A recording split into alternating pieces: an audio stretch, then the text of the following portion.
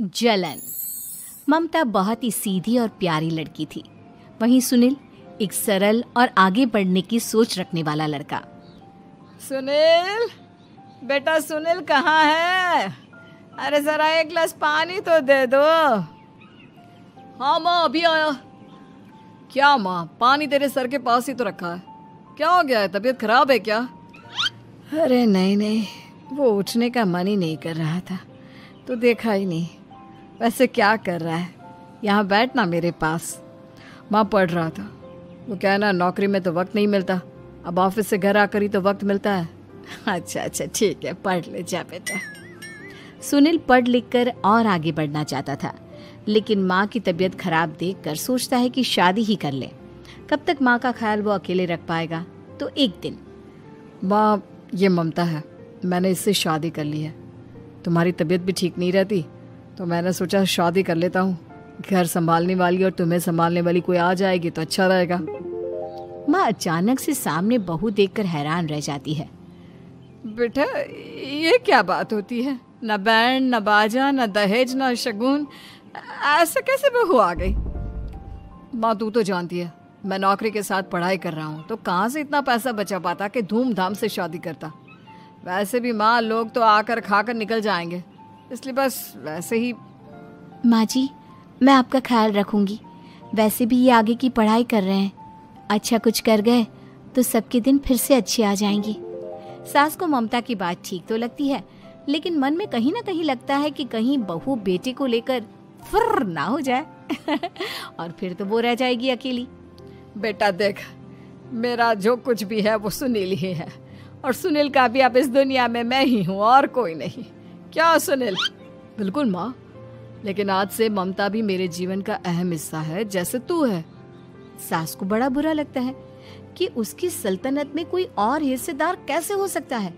कैसे कोई और उसके 30 साल के बेटे की जिंदगी में अचानक से आकर बराबर का हिस्सेदार बन सकता है। देख बहू, मैं भले थोड़ा बीमार रहती हूँ, लेकिन इसका मतलब यह नहीं कि घर की चीजों में मेरा कंट्रोल खत्म हो गया है। मैं आज भी इस घर की रानी हूँ, समझी? बेटा सोचता है कि ये माँ को अचानक से क्या हो गया। कल तक जो माँ कहती थी कि जिंदगी का कोई भरोसा नहीं, वो अचानक से जंग के मैदान की झांसी की रानी कैसे बन गई? माँ क्या हो गया है? सब ठीक है ना? अचानक कैसी बात कर रही हो? ममता का आज पहला दिन है, स्वागत करो उसका। आसपास की आंटियों को बुलाओ, नई दुल्हन की मुंह दिखाए करवाओ। खैर, सास होने का फर्ज निभाती है और बाद में एक सहेली के साथ बाहर निकल जाती है। क्यों री, बताया नहीं कि बेटे का ब्याह कर रही हो? वैसे तो सारा दिन हम ही में घुसी रहती हो। अरे मुझे भी तो अभी पता चला, यूं अचानक सर पर लेकर आ गया। कहता है बहू है माँ तुम्हारी, अब इसको भी इतना ही मैं प्यार करता हूँ जितना तुझे करता हूँ। लो जी, ये क्या बात होगी? क्यों इतना प्यार करता है? अरे माँ का प्यार तो ज्यादा होता है। अब उसको तो कोई दूसरा पति मिल सकता है, लेकिन तुम ही बताओ, क्या माँ की ममता किसी और की हो सकती है? ना जी ना, बेटे को समझाओ ये बात। अरे क्या समझाऊं, मुझे तो खुद ही समझ में नहीं आ रहा कि क्या हो रहा है। जो बेटा कल तक माँ माँ करता था, अचानक से बीवी बीवी का राग आलाप रहा है। देखा, उसकी बीवी ना सुंदर और जवान है। सुंदरता के आगे तो एक से एक नहीं टिके, तो तेरा बेटा किस खेत की मूली है? सास को भी समझ में आ जाता है कि बहू की सुंदरता के आगे माँ का प्यार किसी काम का नहीं। उधर बीवी, ए जी, अम्मा जी सहेलियों को छोड़ने गई थी, अभी तक आई नहीं, हम देख आए क्या? अरे रहने दो ना, आ जाएंगी। कहाँ जाएगी, उनकी आदत है, एक बार जाती है तो पूरी पंचायत खत्म करके ही आती है। अच्छा ही है, खाना वाना खा कर गई होगी।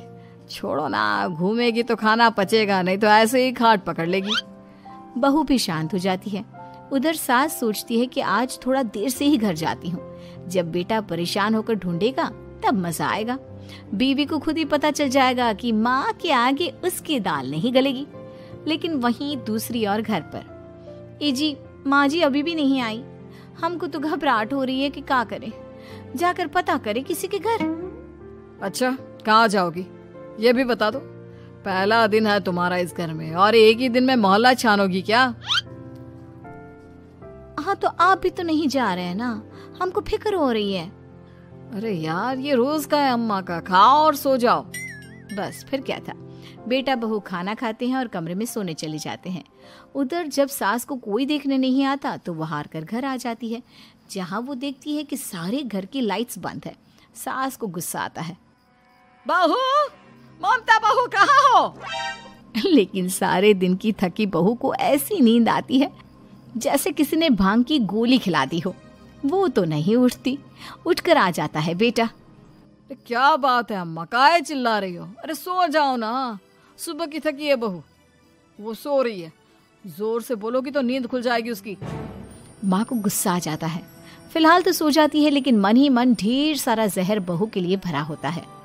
सुबह बहू चाय बना रही होती है कि सास धीरे से गैस तेज कर देती है, जिससे चाय का बर्तन जल जाता है। और जैसे ही बहू चाय का बर्तन उठाती है, उसका हाथ जल जाता है। मेरा हाथ जल गया।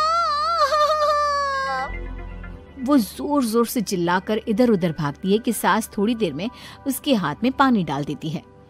हाय रे बहू, क्या कर रही हो? पहली बार रसोई छुई हो क्या? सासू माँ गलती से गैस तेज रह गई थी और बर्तन जल गया, जिससे मेरा हाथ जल गया। हाय रे, कितना गंदा दाग। छी छी छी छी, मुझे तो उल्टी आ रही है तेरा गला हुआ मांस देखकर। तू ना मुझे अभी साथ से खाना मत लगाना। बहू भी खुद का हाथ देखती है तो उसे भी रोना आ जाता है।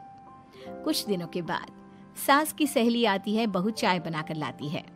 उसके जाने के बाद सहेली कहती है, बहू की सुंदरता ऐसी है कि कोई भी दीवाना हो जाए।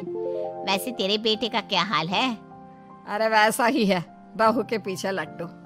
क्या करूं, कुछ समझ में नहीं आ रहा।